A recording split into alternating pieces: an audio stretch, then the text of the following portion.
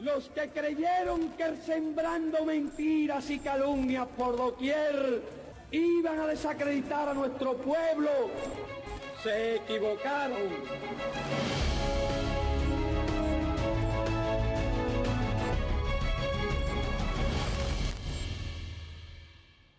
Hola, es esta la primera vez que nos encontramos para abrir archivos.cu, un programa de televisión realizado por un grupo de periodistas cubanos, y en tan solo 12 minutos le mostramos cómo el gobierno de los Estados Unidos intenta imponer matrices de contenido, ideas, incluso hechos falsos e inverosímiles para justificar así o encubrir acciones que tienen como fin dañar la economía cubana. We will very strongly restrict American dollars flowing to the military, security, and intelligence services that are the core of the Castro regime.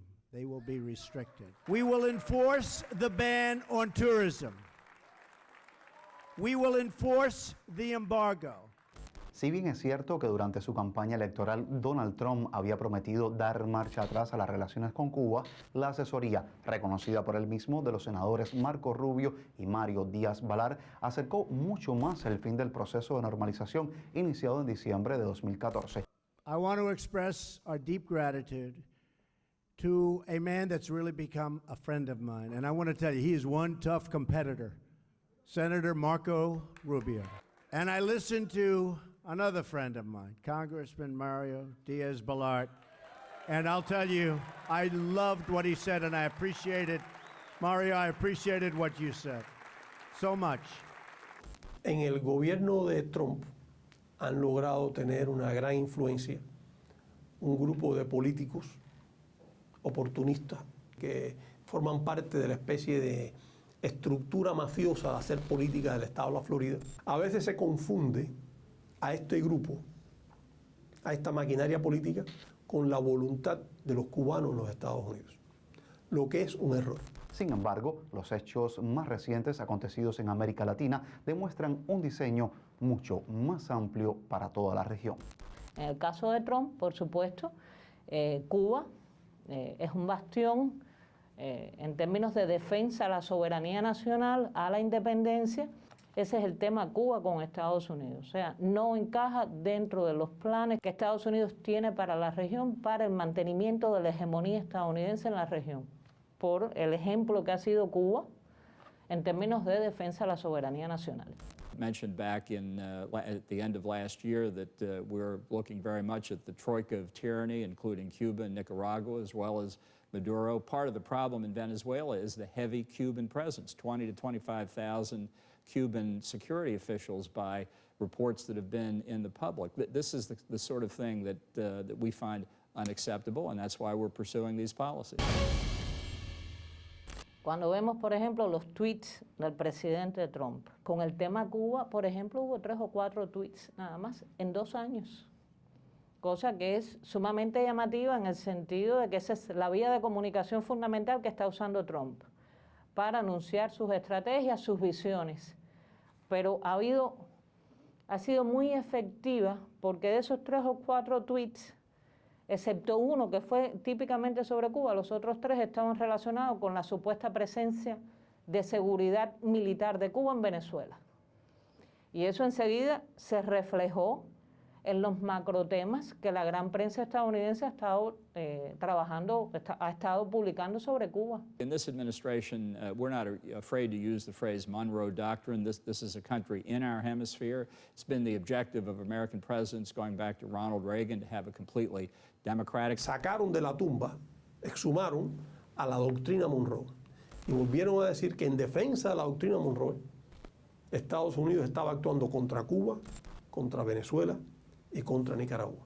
Han fracasado hasta ahora en su objetivo, pero no han dejado de causar daño y no han dejado de tener un éxito propagandístico dentro de Estados Unidos.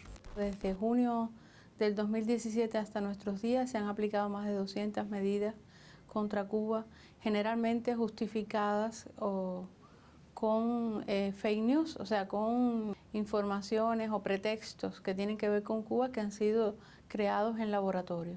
Nunca habíamos visto en ninguna de las administraciones anteriores una campaña tóxica, tan amplificada, tan amplia y con un diseño tan profesional como la que estamos viendo ahora. En el caso de Cuba, en los momentos cruciales de la historia, ahí está la fake news. Desde la explosión del Maine, que justificó la intervención de Estados Unidos en la guerra cubano-española, hasta nuestros días. Pero esta administración particularmente se caracteriza por deliberadamente crear mentiras, diseñar mentiras para generar todos los pretextos posibles y además trabajar muy en profundidad técnicas de comunicación estratégica, es decir, de incorporar dentro del corazón de las decisiones políticas la comunicación para crear meteoros públicos, políticos que permitan justificar una serie de decisiones o sencillamente crear las condiciones o acelerar las condiciones para la intervención en nuestro país. A partir de mediados de agosto de 2017, medios estadounidenses comenzaron a publicar innumerables notas de prensa sobre supuestos ataques sónicos que habrían afectado a diplomáticos de ese país radicados en La Habana. Desde entonces, y a pesar de las múltiples investigaciones realizadas, con participación incluso de organismos de seguridad de Estados Unidos, no ha aparecido evidencia alguna sobre un ataque de cualquier tipo que pudiera haber afectado la salud de ninguna persona. Entonces, ¿por qué hablar de ataques en Cuba? Hay documentos desclasificados del propio gobierno de los Estados Unidos después del año 59, por ejemplo, donde está muy claramente establecido el tipo de noticias que se debía dar sobre Cuba. Cuando de política exterior se trata, quien impone la agenda ha sido por lo general el Ejecutivo. Esto significa que los mensajes que se dan los dan políticos en el ejercicio del poder. Y eso es lo que se ha hecho con Cuba. On Cuba, some senators have suggested closing down the embassy there. Should that happen? We have it under evaluation. It's a very serious issue with respect to the harm that certain individuals have suffered. We've brought some of those people home. It's under review. El origen y las características reales de los supuestos incidentes de salud de diplomáticos estadounidenses en Cuba probablemente nunca los conozcamos. Y es evidente que el gobierno de los Estados Unidos tiene el propósito de que nunca se conozca a ciencia cierta. Es un fenómeno extraño y la prensa en su conjunto tiene razones para estimar que es un suceso extraño, puesto que se han movido todo tipo de teorías, de hipótesis e incluso de acusaciones sobre supuestos ataques, sobre la existencia de armas sónicas, armas infrasónicas, ultrasónicas, armas direccionales que son capaces de dañar a una persona dentro de un colectivo y no dañar al resto, que son capaces de provocar daños de contunción cerebral sin que una contunción haya tenido lugar. Y por supuesto todo esto ha quedado ya ampliamente cuestionado por la ciencia. La falta de una explicación objetiva, sujeta a la ciencia, ha sido ya cuestionada. Pero el gobierno de los Estados Unidos, como se puede observar hoy, ni siquiera le presta atención al asunto. No tiene un propósito de llegar al fondo de qué fue lo que sucedió, porque el gobierno ya tuvo la capacidad de manipular el asunto de manera muy hábil y con el respaldo nuevamente de los grandes medios de difusión y la capacidad que tiene el gobierno de los Estados Unidos de abrumar y dejar establecida una matriz de opinión. Con la ley de la democracia de Bush comenzó este desplazamiento hacia transitar los fondos para el cambio de régimen hacia el escenario digital.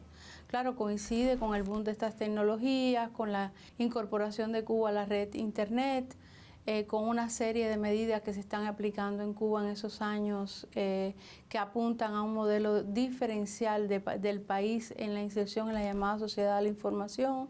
Si uno repasa también los documentos de los tanques pensantes y los analistas que están asesorando a las distintas administraciones desde Bush para acá, se da cuenta que un elemento recurrente es considerar que en el ámbito de la comunicación, en la comunicación digital, hay amplias oportunidades para derrocar al gobierno cubano a partir de, sobre todo, crear sinergias, crear puentes de comunicación con la población joven o con las minorías con las que empiezan a trabajar muy deliberadamente. Entonces se empieza a imponer como agenda en torno a Cuba la llamada tríada mercado, pluripartidismo, elecciones libres.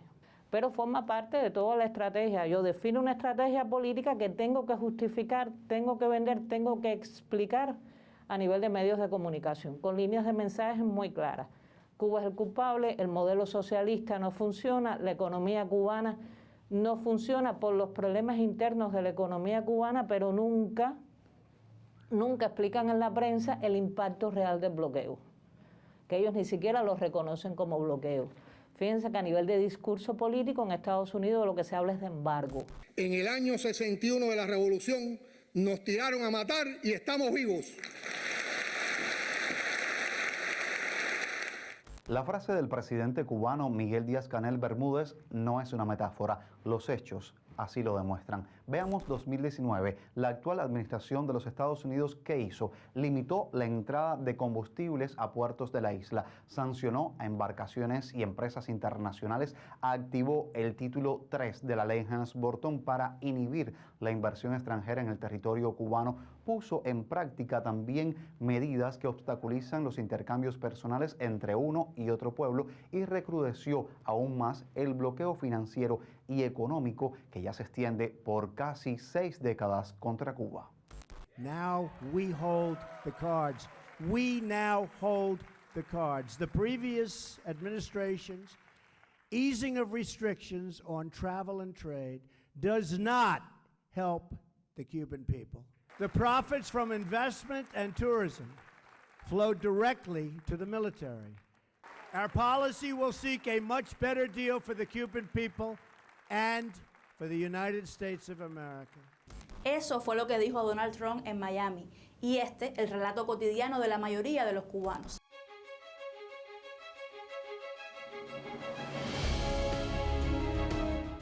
Con lo de los viajes al exterior y todas esas cosas que ellos nos frenan, con la poca ayuda que podemos tener de ellos para los medicamentos que nos hacen falta. En este caso, a mí como taxista, nos afecta, se reduce mucho la entrada del turismo en Cuba y la falta de trabajo que tenemos. El bloqueo es una cosa vieja, antigua, caduca. Obama lo dijo y Obama trató de abrir la cobertura para que ese bloqueo dejara de existir. Pero Trump ha apretado tanto, bueno, tenemos problemas con el combustible, las medicinas. Miren la situación que tenemos en el país, muy dura. Sería muy bueno para Cuba que el turismo americano pudiera entrar sin tener tanta restricción. Y pregunta es, ¿hasta cuándo? ¿A quién le cree usted? Está bien diseñado. Este bloqueo del que estamos hablando ahora no es el bloqueo de hace 60 años a Cuba. Es un bloqueo en que los asesores, el club de Miami de asesores del señor Trump, se han empeñado realmente en hacer daño a la economía cubana y hacerla colapsar. Que no vengan turistas a Cuba de cruceros o que haya limitado los vuelos a las capitales de provincia, los charters también, afecta no al gobierno cubano ni a las empresas estatales, afecta al ciudadano de a pie, a ese que su trabajo es brindarle un servicio turístico, un producto, y a este que recibe la remesa, que tampoco es el gobierno cubano, que es nuestra población. Es decir, que es un bloqueo muy bien encaminado a asfixiarnos también financieramente. Como se ve, son intentos de dañar a Cuba en prácticamente todas las áreas que son importantes para el desarrollo económico del país.